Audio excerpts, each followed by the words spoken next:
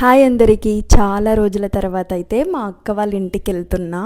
వరలక్ష్మి వ్రతం చేయడానికి మా అక్క నన్ను ఇన్వైట్ చేసిందన్నమాట. అందులోనూ పిల్లల్ని చూడక చాలా రోజులు అయ్యిందని చెప్పేసి చాలా రోజులకి వెళ్తున్నా అనమాట నేను అక్కడికి. ఇంత గాలి మోడం వేసుకున్నదంటే డేంజర్గా, అసలు మా అక్క వాళ్ళ సైడ్ వెళ్తుంటే మోడం చూడండి ఎట్లా వేసుకున్నదో. ఫుల్ వర్షం. నేను వెళ్ళేసరికి ఇంకా ఆటోలో అయితే నేను వెళ్ళిపోయాను అనమాట. ఇంకా పిల్లల్ని చూస్తే మా నాన్నగాడైతే నేను వెళ్ళంగానే ఉరుకొచ్చిండు నా దగ్గరికి.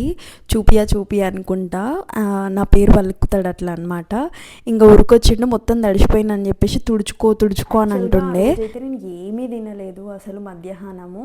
నేను టిఫిన్ తిన్నాక స్టార్ట్ అయితే వెళ్ళేసరికి ఆల్మోస్ట్ ఆ టైం అయ్యిండే.